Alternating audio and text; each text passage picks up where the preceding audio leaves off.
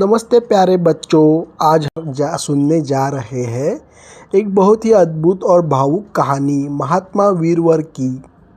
बहुत समय पहले की बात है। शूद्रक नाम का एक न्यायप्रिय राजा था। एक दिन उसके दरबार में पड़ोसी राज्य का राजकुमार आया। उसका नाम था वीरवर। वीरवर ने राजा से कहा, महाराज, मुझे आपकी सेवा में नौकरी चाहिए। यदि मेरी सेवा आपको पसंद आई तो आप वेतन तय करें। राजा ने पूछा, तुम कितना वेतन चाहते हो? वीरवर बोला, मुझे रोज 500 स्वर्ण मुद्राएं चाहिए। राजा आश्चर्य से बोला, तुम्हारे पास ऐसी कौन सी विशेष योग्यता है?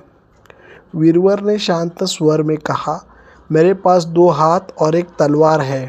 राजा हंस पड़ा और बोला, इतने से साधन के लिए इतना बड़ा वेतन कौन देगा? यह सुनकर वीरवर बिना कुछ कहे लौटने लगा। तभी राजा के मंत्री ने कहा, महाराज, क्यों न हम इसे 4 दिन के लिए आजमा लें, देखते हैं यह कैसा व्यक्ति है। राजा को बात समझ में आ गई। उसने वीरवर को वापस बुलाया, सम्मान दिया और उसे 500 सुवर्ण मुद्राएं दे दी। साथ ही गुप्त रूप से उस पर नज़र भी रखने को कहा। वीरवर ने उन पैसों का आधा भाग ब्राह्मणों को दान कर दिया, बाकी का आधा गरीबों में बांट दिया और थोड़े से पैसों से अपने भोजन के लिए रखे। वह दिन रात तलवार लेकर राजमहल के द्वार पर बैठा रहता। राजा की आज्ञा हो तब वह घर जाता। एक रात कृष्ण पक्ष की चतुर्दशी थी। चारों ओर घना अंधकार था। अचानक राजा को किसी स्त्री के रोने की आवाज सुनाई दी। राजा ने पूछा, द्वार पर कौन है?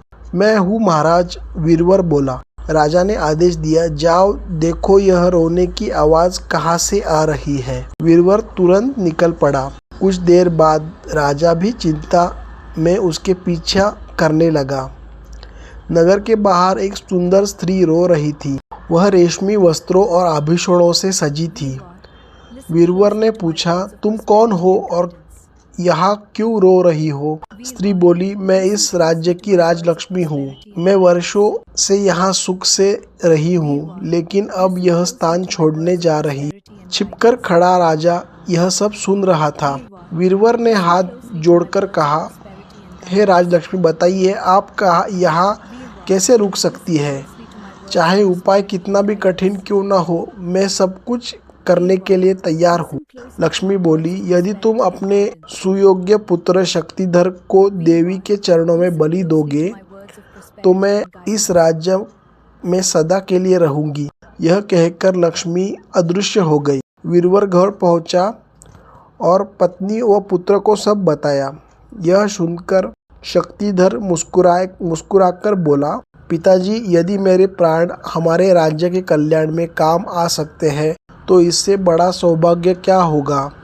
वीरवर की पत्नी ने भी कहा, राजा हमें इतना बड़ा वेतन देता है, यदि हम यह न करें तो उस ऋण को कैसे चुकाएंगे। तीनों माँ मंगला देवी के मंदिर पहुँचे। वीरवर ने कांपते हाथों से अपने पुत्र को देवी के चरणों में अर्पित कर दिया। फिर वीरवर ने सोचा, अब मैं न पुत्र वाला हूँ तो इस जीवन का क्या अर्थ है, और उसने भी अपना बलिदान दे दिया। पति और पुत्र को खोकर दुखी पत्नी ने भी अपने प्राण त्याग दिए। यह दृश्य देखकर राजा शूद्रक रो पड़ा। उसने देखा, ऐसे महापुरुष संसार में बहुत कम होते हैं।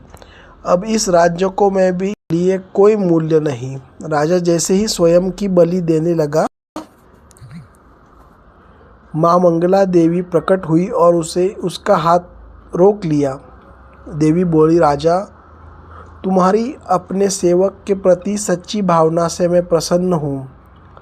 राजा ने प्रार्थना की, माँ, यदि आप दयालु हैं तो वीरवर, उसकी पत्नी और पुत्र तीनों को जीवित कर दीजिए।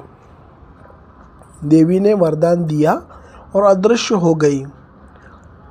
अगली सुबह वीरवर, पत्नी और पुत्र तीनों जीवित हो उठे। राजा चुपचाप महल लौट गया।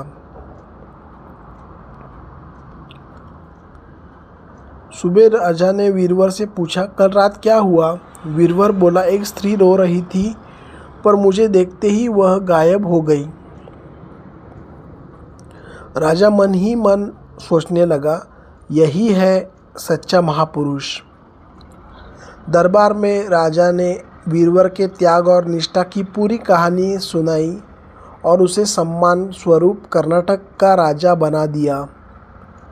तो बच्चों, इस कहानी से हमें क्या सीख मिलती है? इस कहानी से हमें यह सीख मिलती है कि सच्ची निष्ठा, त्याग और कर्तव्य से बढ़कर कोई धन नहीं होता। इसके अलावा अगर आपको कोई अलग सीख समझ में आई हो तो आप मुझे कमेंट ज़रूर करके बताएं। अगर आपको ये कहानी पसंद आई हो तो लाइक, शेयर और सब्सक्राइब ज़रूर कीजिए। मिलते हैं अगली कहानी में, बचपन की कहानियों पर। थैंक यू, धन्यवाद।